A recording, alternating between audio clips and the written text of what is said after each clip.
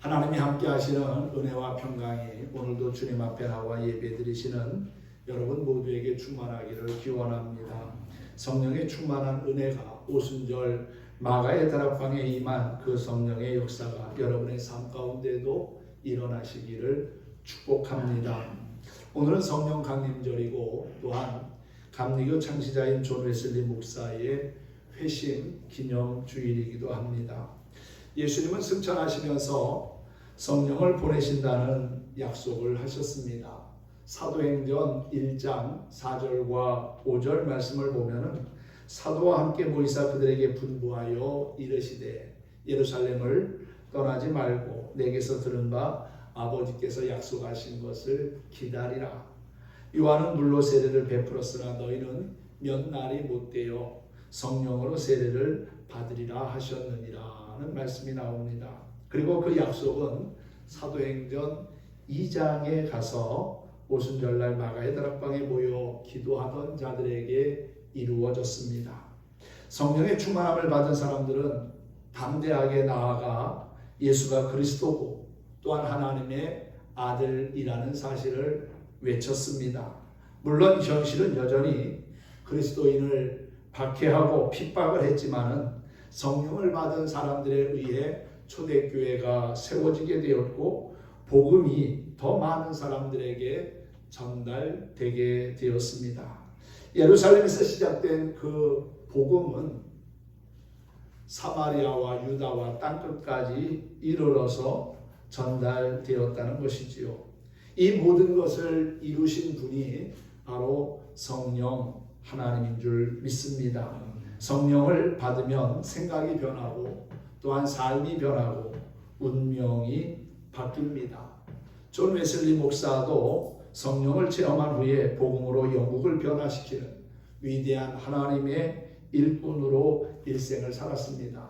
세계는 나의 교구다라는 말을 외치면서 많은 영혼들을 구원의 길로 이끄는 전도자의 삶을 살았습니다.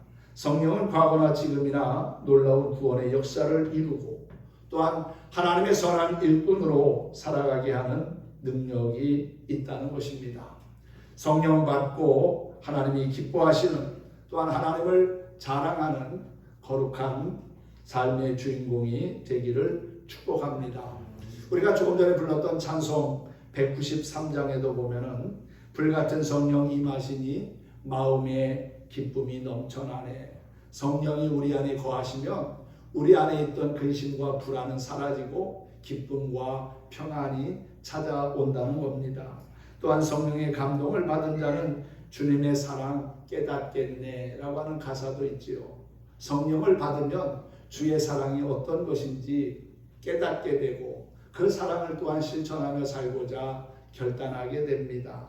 성령의 권능을 받은 자는 사랑의 복음을 전파하네 라는 그러한 가사도 있지요. 그렇습니다. 성령의 능력을 받아야 하나님의 말씀, 복음을 기쁨으로 전할 수 있고 또한 축복의 통로로 살아갈 수 있는 겁니다. 오늘 스가랴 선지자를 통해서 우리에게 주시는 말씀을 함께 나누고자 합니다. 오직 성령의 능력으로 라고 하는 주제로 함께 은혜를 나누도록 하겠습니다. 스가랴서는 구약에서 예수 그리스도에 대한 예표가 가장 선명하게 나타난 책이고 또한 미래를 가장 뚜렷하게 말하는 책이라고 그렇게 평가가 되고 있습니다. 특별히 스가랴 선지자는 학계 선지자와 함께 활동을 했는데 이스라엘 백성들이 70년 동안 바벨론 포로 생활에서 돌아와가지고 성전을 재건하는 그러한 일에 함께 협력했던 사람이었습니다. 70년 동안 포로 생활을 하고 돌아오니까 성전은 무너져 있었고 집도 파괴되어 있었고 살아갈 날이 막막한 겁니다. 그래도 하나님의 은혜를 기억하고 기초를 닦기는 닦았지만은 앞으로 해야 할 일들이 너무 많으니까 사실 기쁨으로 그것을 감당하기보다는 금방 지쳐버리고 낙심하게 된 거지요. 그러한 모습을 보면서 스가랴 선지자는 하나님의 말씀을 전합니다. 지금은 우리가 이 황폐한 땅 가운데 서 있지만 하나님께서 다시금 우리로 하여금 성전을 재건하게 하시고 그 안에서 기쁨으로 찬양하며 예배할 수 있는 날을 보게 할 것이다. 그러니 낙심하지 말고 돌이켜 하나님의 은혜를 바라보면서 우리에게 주어진 사명을 감당하자고 외치고 있지요. 낙심한 영혼들에게 돌아오라고, 하나님께 돌아와서 하나님이 원하시는, 하나님이 기뻐하시는 삶의 자리에 서 있자고 외쳤던 선지자가 바로 이 스가랴 선지자라는 겁니다. 스가랴서 1장 3절과 4절에 보면은 너희는 내게로 돌아오라. 그리하면 내가 너희에게로 돌아가리라는 말씀이 있고요. 또한 너희 조상을 본받지 말라. 악한 길, 악한 행위를 떠나서 돌이키라고 그렇게 말씀합니다. 결국 하나님의 은혜를 입는 길은 돌아오는 겁니다. 하나님께로 돌아오는 것, 하나님의 은혜를 사모하며 돌아올 때 우리는 죄악된 세상에서도 구별된 하나님의 자녀로 살아갈 수 있다는 것이지요. 스가랴 선지자에는 특별히 스가랴서에는 선지자가 본 환상에 대한 이야기가 많이 소개됩니다. 8가지의 환상을 보면서 그 환상에 대한 내용들을 소개하는데 결국 그 환상의 중심적인 내용은 하나님께서 무너진 성전을 재건하게 하실 것이다. 그런데 그것이 사람의 힘과 능력으로 되어지는 것이 아니라 하나님의 거룩한 영이신 성령에 의해서 회복될 것이라고 하는 희망의 말씀을 전하고 있는 거지요. 그러므로 우리는 하나님께서 하실 일을 기대하고 또한 성령께서 나를 통해서 우리 가정을 통해서 또 우리 교회를 통해서 어떻게 일하실지를 기대하고 볼 수 있어야 합니다. 믿음을 가지고 하나님의 도우심을 구하며 나아갈 때 하나님은 우리로 하여금 놀라운 능력을 보여주실 줄 믿습니다. 오늘 특별히 스가랴서 4장에 소개되고 있는 말씀에도 보면은 성령의 능력에 대한 것을 증거하고 있지요. 4장 6절에 보면 중간에 만군의 여호와께서 말씀하시되 이는 힘으로 되지 아니하고 또한 능력으로 되지 아니하고 오직 나의 영으로 되느니라 하는 말씀이 나옵니다. 즉 무력으로도 안 되고 지식이나 과학의 힘으로도 안 되고 오직 세상을 창조하신 하나님의 힘, 즉 성령의 능력으로만 가능하다는 겁니다. 구약 시대를 성부 하나님의 시대라고 말하고요. 신약의 시대를 성자 예수님의 시대라고 말합니다. 그리고 사도행전 즉 성령 강림하신 후부터는 성령 시대라고 말하지요. 그러므로 성령을 모르고 성령의 능력을 체험하지 않고는 우리가 신앙생활을 온전히 행할 수가 없습니다. 악한 영과의 싸움에서 승리하기 위해서도 반드시 성령의 능력이 필수적이라는 사실이지요. 성령 없이 신앙생활하는 것은 고층 빌딩을 걸어서 힘들게 올라가는 것과 같습니다. 승강기를 이용하면 쉽게 올라갈 수 있는데 고층 건물을 걸어서 올라간다고 생각해 보십시오. 얼마나 힘들고 피곤하겠습니까? 성령은 우리로 하여금 진리의 길, 생명과 구원의 길로 인도하며 이 땅에서 하나님의 자녀로 당당하게 살아가도록 안내하는 역할을 합니다. 사도행전 2장 1절에서 17절 말씀을 보면은 하나님이 말씀하시기를 말세에 내가 내 영을 모든 육체에 부어주리니 너희 자녀들은 예언할 것이요 너희 젊은이들은 환상을 보고 너희 늙은이들은 꿈을 꾸리라 하는 말씀이 나옵니다. 인류의 유일한 소망은 말세에 남종과 여종에게 물 붓듯이 부어주시마 약속하신 성령의 능력을 받아서 마귀의 소나기에서 영혼들을 구원하고 이 땅에 그리스도의 푸른 계절이 임하도록 우리가 힘써야 한다는 것이지요. 성령의 단비는 이른 비가 있고 늦은 비가 있습니다. 복음의 씨앗이 뿌려지기 시작한 초대교회의 이른 비의 성령의 역사가 일어났고요. 또한 말세지말 즉 마지막 추수 심판이 가까운 때에 곡식을 연글게 하기 위해 부어주시는 비가 늦은 비의 성령입니다. 오늘날이 바로 이 늦은 비의 성령을 부어주시는 때이기에 사명을 깨닫고 바른 목적을 가지고 간절히 구하며 기도하다 보면 누구나 다 성령의 충만한 은혜를 경험하게 될 줄로 믿습니다. 성령 받는 것만이 죄악된 세상에서 구별된 하나님의 자녀로 살고 또한 악한 사단의 유혹을 이기며 말세에 많은 영혼을 구원하여 교회가 교회되게 하는 유일한 길이고 소망인 줄로 믿습니다. 이에 대해 오늘 성경은 다음과 같이 증거하지요. 이 모든 것이 사람의 힘으로 능력으로 되는 것이 아니라 하나님의 거룩한 영으로 되는 것이라고 말입니다.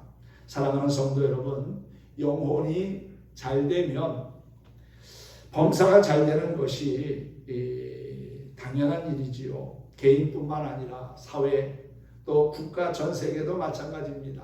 그러므로 이 시대의 인류의 유일한 소망은 성령의 충만함을 힘입어 살아가는 것입니다. 개인도 교회도 다 성령의 능력으로 충만해야 합니다. 예수님께서 마지막 분부하신 말씀도 다른 것이 아니라 성령의 충만함을 사모하라는 것이었지요. 누가복음 24장 49절에 보면 볼지어다 내가 내 아버지께서 약속하신 것을 너희에게 보내리니 너희는 위로부터 능력으로 입혀질 때까지 이 성에 머물라. 사도행전 1장에 기록된 말씀과 비슷한 말씀이 소개되어 있지요. 누가복음과 사도행전을 기록한 사람은 동일한 사람입니다. 의사인 누가가 기록했기 때문이지요. 또 사도행전 1장 4절과 5절 설교 첫 부분에서도 여러분들에게 소개한 말씀이지요. 예루살렘을 떠나지 말고 내게서 들은 바 아버지께서 약속하신 것을 기다리라. 요한은 물로 세례를 베풀었으나 너희는 몇 날이 못되어 성령으로 세례를 받으리라 하는 말씀입니다. 이 약속을 믿고 사모하며 기다리다가 오순절 날이 이르러 불이 혀같이 갈라지는 것이 각 사람 머리 위에 임하고 급하고 강한 바람 같은 소리가 들리며 온 집안에 성령이 충만한 역사를 경험합니다. 그 성령의 충만함을 경험한 사람들에 의해서 복음은 더 많이, 더 멀리 증거되게 되었고요. 그 복음은 결국 우리에게까지 들려져서 우리도 예수 믿고 구원받아 하나님의 자녀로 살아가고 있는 겁니다. 2000년 전 예루살렘에서 시작된 그 성령 강림의 역사가 유럽으로 또 미국으로 한국으로 또 한국에서 세계 열방을 향하여 다시금 전달되면서 그리스도가 이 땅에 오시는 그날까지 끊임없이 그 성령의 역사는 진행되고 또한 전파될 거라고 믿습니다. 성령의 세례를 오늘날 우리도 사모하고 그 성령의 충만함을 경험하며 간증하며 살았으면 좋겠습니다. 그런데 오늘날 많은 사람들이 성령에 대해서 오해합니다. 성령 받으면 뭔가 큰 역사가 일어나고 기적이 일어나고 또 병고침의 역사도 나타나고 뭔가 새로운 변화가 있을 거라는 생각을 합니다. 물론 하나님의 거룩한 영이 임하시는데 그러한 역사가 일어나는 것은 당연한 일이지요. 그런데 너무나 지나치게 은사 중심의 삶을 살다 보면은 우리의 신앙이 불협화음이 일어날 수도 있다는 거지요. 하나님의 말씀에 기초한 성령의 충만함을 사모해야지 말씀과 동떨어진 은사만을 추구하다 보면은 신앙이 잘못될 수도 있다는 것입니다. 성령 하나님은 과거뿐만 아니라 오늘을 살아가는 우리의 삶을 통해서도 우리 앞에 놀라운 은혜와 구원의 역사를 이루십니다. 성령은 지정의, 지성과 감정과 의지, 인격의 3요소를 다 가지신 인격적인 하나님이시지 하나의 단순한 힘이나 에너지가 아닙니다. 그러므로 오늘 우리 믿는 성도들은 이 성령 하나님을 사모하고 간구하고 또한 의지하며 살아가야 될 줄로 믿습니다. 한편 중생 즉 거듭남과 성령 충만은 조금 다릅니다. 거듭나서 구원받는 것은 신비로운 성령의 역사지요. 그렇지만 성령으로 중생하는 것과 충만히 받는 것은 다릅니다. 오순절 전에 예수님이 세상에 계실 때 70인의 제자들이 전도하고 돌아와서 보고하는데 안수하니까 병든 사람들이 낫고 귀신들이 항복한다는 보고를 했지요. 이때 예수님이 뭐라고 말합니까? 그것으로 기뻐하지 말고 너희 이름이 하나님 나라에 기록된 것으로 인하여 기뻐하라는 말씀을 합니다. 이미 그들의 이름이 하나님 나라에 기록되어 구원을 받았으나 승천하실 때 약속하신 성령을 받으라고 분부하셨습니다. 베드로도 오순절 전에 주는 그리스도시요 살아계신 하나님의 아들입니다 라고 하는 신앙 고백을 했지요. 이때 예수님께서는 베드로에게 천국 열쇠를 주겠다고 약속했습니다. 이것을 보면 이미 구원은 받았지만은 능력 있는 전도자가 되지 못하고 비겁하게 예수님을 3번이나 부인하고 말았습니다. 그러나 오순절에 성령 충만함을 받았을 때 순교하기까지 능력 있는 그리스도의 증인이 되어 많은 사람들의 구원을 이끌어냈다는 것이지요. 또 초대교회를 세우고 이방인들에게도 복음을 전하는 사명을 감당한 것을 보게 됩니다.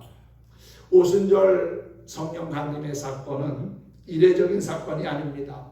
많은 학자들이 오순절 사건은 당시에만 있었던 이례적인 사건이므로 그 후로는 성령을 받을 필요가 없다고 주장하는 이들도 있습니다. 그러나 사도행전 4장 23절 이하의 말씀을 보면은 핍박을 받으며 소리 높여 부르짖어 기도하다가 모인 곳이 진동하며 무리가 성령의 충만함을 받았습니다. 또한 8장 14절 이하의 말씀에도 보면은 사마리아의 사람들이 복음을 받고 믿었다는 소식을 듣고 베드로와 요한이 가서 안수할 때에 기도할 때에 그들이 성령 받는 일이 있었고요. 또한 사도행전 10장에서는 베드로가 고넬료의 집에 가서 설교할 때 설교를 듣는 모든 사람들에게 하나님의 거룩한 성령이 임하는 역사가 있었습니다. 그 후에 온 세계 처처에서 성령의 세례를 받은 역사가 많이 있어 왔습니다. 누구나 예수님 믿으면 성령 받습니다. 또 누구나 예수님과 동행하는 삶을 살 때 성령의 능력이 임합니다. 성령 충만함을 받으면 믿음이 없던 자가 믿게 되고요. 또한 죄를 회개시킬 수 있는 능력을 얻게 된다는 사실입니다. 그렇다면 성령을 받는 비결은 무엇일까요? 먼저 성령을 받으려면 간절히 사모하는 마음을 가져야 합니다. 예수님께서 승천하실 때 500여 문도가 감람산에 있었는데 오순절에 120여 명의 사람들이 있었던 것을 보면은 끝까지 사모하며 참지 못하고 중간에 가버린 모양입니다. 시편 107편 9절에 보면은 그가 사모하는 영혼에게 만족을 주시며 줄인 영혼에게 좋은 것으로 채워주심이로다 그랬어요. 좋은 것은 하나님의 거룩한 영이신 성령입니다. 물론 우리의 눈으로 보기에 좋은 것들도 있지요. 그런데 하나님의 거룩한 성령은 정말 좋은 겁니다.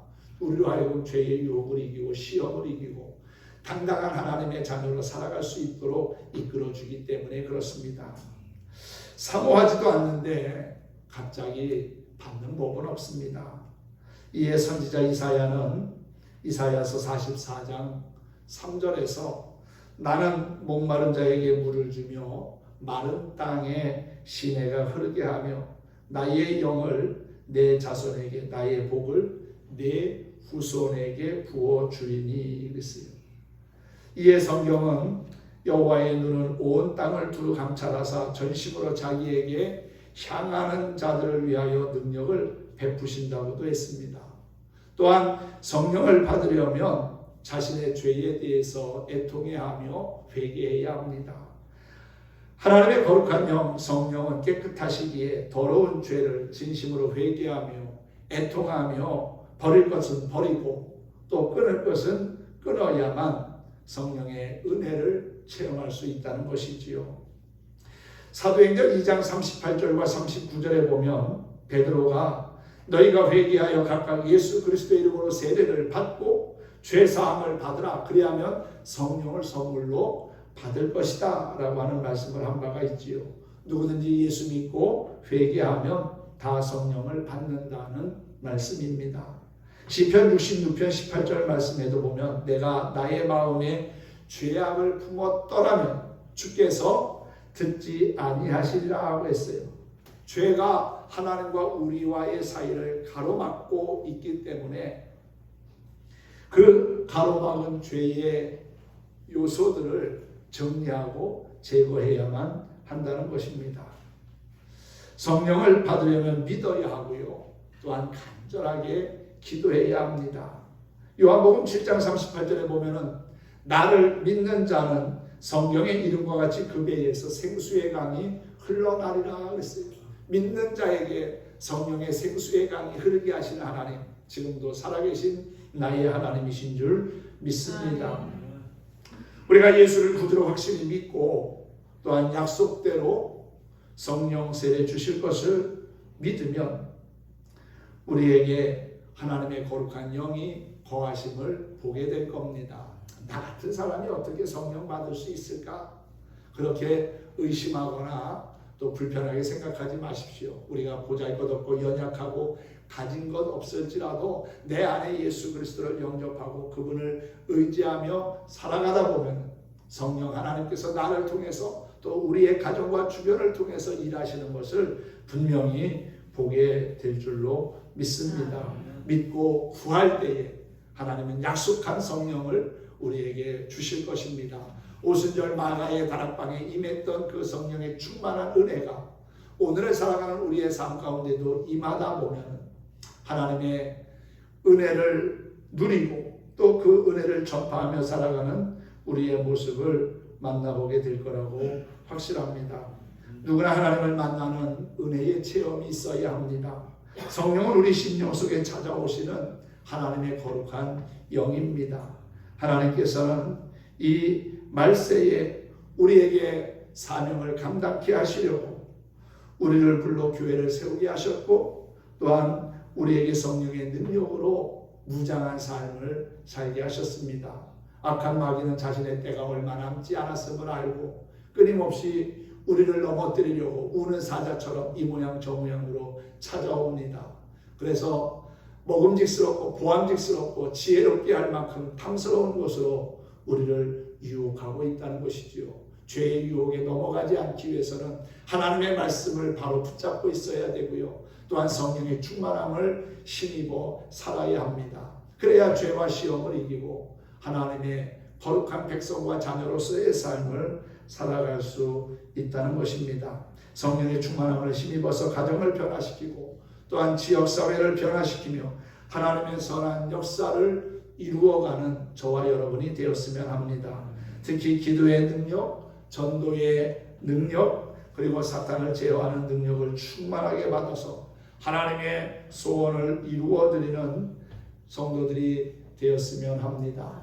스가랴 선지자는 하나님의 성전이 재건되는 것, 하나님의 역사가 이루어지는 것은 단순히 사람의 힘이나 능력으로 되는 것이 아니라 하나님의 거룩한 성령의 도우심이 필수적으로 있어야 한다는 것을 오늘 말씀을 통해서 우리에게 주었는데 우리 역시도 스가랴 선지자가 활동하던 시대와는 많은 그러한 시대의 갭이 있지만 성령 하나님은 과거뿐만 아니라 오늘을 살아가는 우리의 삶의 현장에서도 동일하게 일하시고 역사하신다는 사실을 믿고 성령의 은혜를 사모하고 성령의 충만함을 가지고 삶을 이끌어가는 또한 가정을 회복시켜 나가는 자신의 믿음을 더욱더 견고하게 다져가는 저와 여러분 모두가 될 수 있기를 예수님의 이름으로 축원합니다. 오늘도 함께 찬양하면서 말씀을 마치려고 합니다. 성령이 오셨네라고 하는 찬양을 함께 불러보도록 하겠습니다. 우리 인생 가운데 찾아오셔서 하나님 나라를 꿈꾸게 하시고 비전을 이루게 하시는 하나님을 함께 찬양하도록 하겠습니다.